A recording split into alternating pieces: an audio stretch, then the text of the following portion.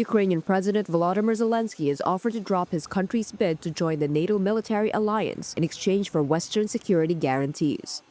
The proposal came ahead of 5 hours of peace talks with U.S. diplomats in Berlin on Sunday.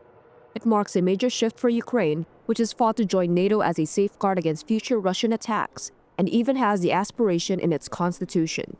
The shift also meets one of Russia's war aims, although Kyiv continues to hold firm against ceding territory to Moscow. U.S. envoy Steve Witkoff said a lot of progress was made in Berlin, though full details were not divulged. Ukraine said Zelensky would comment on the talks on Monday once they were completed, with officials considering the draft documents. A Reuters source said German Chancellor Friedrich Merz made brief remarks before leaving the two sides to negotiate. Other European leaders are also due in Germany for talks on Monday.